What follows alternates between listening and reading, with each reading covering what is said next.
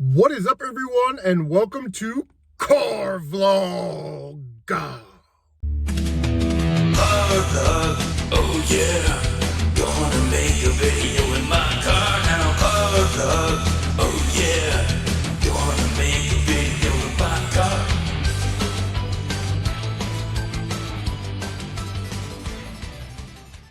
Anyway, so yeah, we got a lot of things going on in gaming, and I'm gonna be quite honest. I don't like it.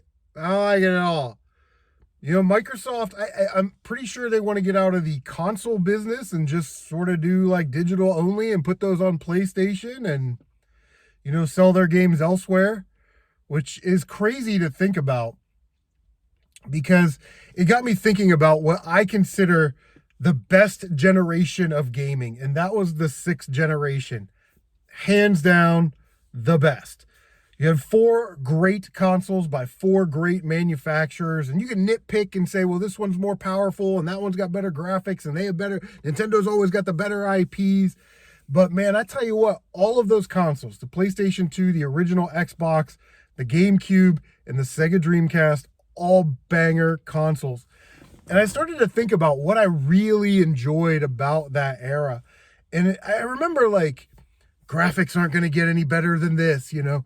But it was all like the cool characters, you know, like we're still doing like mascot era characters, which was great. You know, you had your Marios and your Sonics, but you know, you're starting to infuse from the fifth generation. You're starting to really solidify, you know, Lara Croft, Crash, Spyro, and they're still trying to push new, you know, new characters like Ty the Tasmanian Tiger, and you know, it's just crazy. It was just such a great time. Like I feel like the creativity level was at an all-time high because you had these four manufacturers competing, and it was great. Sega Dreamcast, you know, still a lot of great IPs on that game. Cannon Spike, Gunbird 2 is on the Sega Dreamcast, but I remember the Sega Dreamcast as like, this is as close to arcade perfect as we can get, you know? And it was just really enjoyable because we're still in that arcade era. You know, we're coming out of that mid 90s, late 90s, where the arcades were still a viable option. I remember in late 90s when I was in the Marines going to the enlisted club, and they had, you know, Riding Game, and they had like Hydro Thunder, you know, and it was still a great time. It was just the best time in gaming. And they also weren't afraid to try things. You know, like the GameCube had a microphone, which, you know, they had a microphone for the N64 for the Hey You Pikachu, but, you know, the Donkey Kongas, the Samba de Amigo maracas, light gun games were still a thing. It was just such a great time, man. The sixth generation is so good. And I love the PlayStation 2. I was like, such a perfect time for me. It was the PlayStation 1 was the first console I bought for myself, but when I got to Yuma, Arizona, I was stationed there, and PlayStation 2 came out. It was nuts, man. I was the second person in the barracks to have one. Got it at KB Toys right there at the mall. But man, what's happening to gaming as a retro gaming will always be there, but like this modern gaming stuff, I think it's just going to be boring, you know? Where are we going? We're going all digital. And what's the fun in that, to be honest with you? Hey guys, CMRetro here with my all-digital PlayStation 7 collection. I have 100 games and I've only played about 10 of them. Like,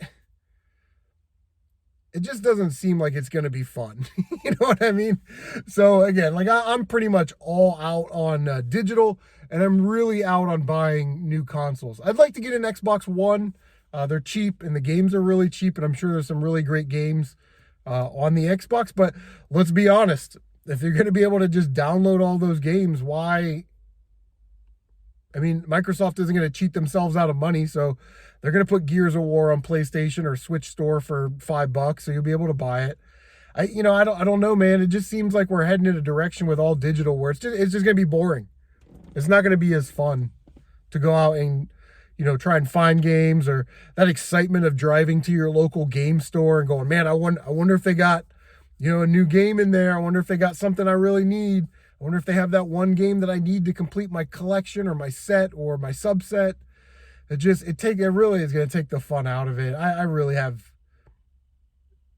serious doubts about how the future of gaming and how good digital only is going to be. Like I said, I like it as an option, but not, again, physical games is what I love. Maybe my brain just hasn't clicked yet, but whatever.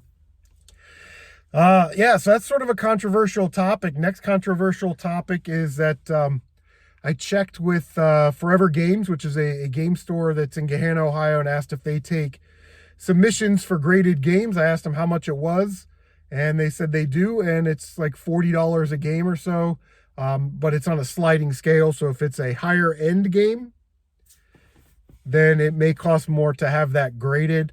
So I'm going to take a handful of games in probably this weekend. I took Thursday off, so I'm off Thursday, Friday, Saturday, Sunday this week, which is awesome.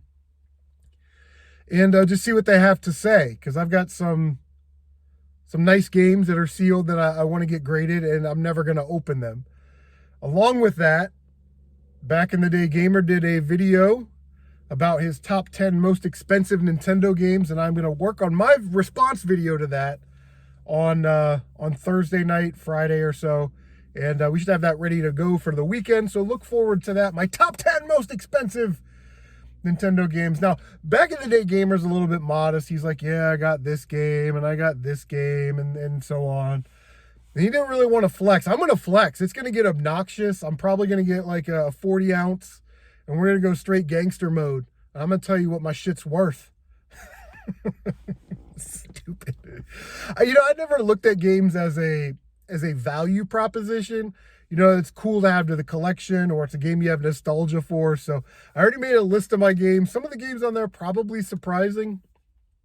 But yeah, it's going to be a fun video for sure. So make sure that you stay in tune for that. So anyway, let me know what you guys think about this all digital and this Xbox merger stuff and graded games. Because, my thing with graded games is I don't want to get like my loose copy of Tecmo Bowl graded, but I think it's appropriate if you have a really high-end expensive game that's sealed that you're never going to open and play. Get it graded. I thought it'd be a cool little novelty. I remember when this started to come out with baseball cards back in the late 80s, early 90s. And again, it was a novelty. It was something for that higher tier collector. And it's fine. And now it's exploded. So I think the thing that most people have a problem with graded games, especially if it's sealed and you're never, again, sealed and never going to open it, is different than having like a loose cart graded. You know what I mean? Because that loose cart is still playable, whereas you're never going to open that sealed copy of, in my case, DuckTales 2. I'm never opening it. So I might as well have it graded, try and get max value for it, and yeah, go from there. But I think what the trepidation, the scary part about graded games is that it's still a very speculative market. I mean, it could go up at any time. It could crash into nothing at any time. And, I hate to say it this way, but it is sort of bougie. You know what I mean? To where you're doing something just to add value to your game. And while I don't necessarily have a big problem with that, I think it gets away from the collecting aspect of it. Like you got it because you wanted to collect it and have this cool piece in your collection, but you can still have that same cool piece in your collection that's graded. Nice little shelf sitter.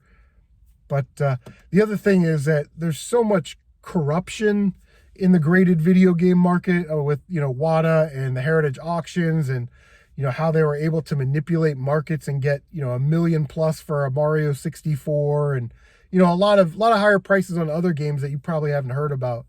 So again, it's speculative, and there's a few people that seem to run the entire show, and they kind of control everything. So if you did take the chance and get something graded with the idea in your head that you're going to sell it for $1 million, if they didn't like you or they had similar items or something, they could manipulate that and crash that market to where your game is worth nothing, and then they buy it and then they hold on to it and then resell it later down the road. So yeah, there's some moral issues, some ethic issues, some business practice issues that go along with graded gaming, and it's still a young thing, in the pantheon of gaming and collecting and stuff like that. But super speculative. But I've been thinking about having a couple games graded, just to see how that goes. And if it's 40-50 bucks a game, that shouldn't be a problem. But anyway, guys, we're at 10 minutes. Let me know what you think about that, graded games in general. And what do you think about Xbox wanting to put their games on PlayStation and elsewhere? I think that's pretty interesting. The landscape is changing pretty quickly in gaming, but I got to find a better angle to shoot this. Anyway, guys, look forward to my top 10 most expensive Nintendo games video coming out this weekend. Make sure you like, comment, subscribe, share on social media. Don't forget to bang that notification bell so you can stay up to date on all of your CMRetro Gaming goodness. Guys, take care of yourselves, and we will see you on the next car vlog.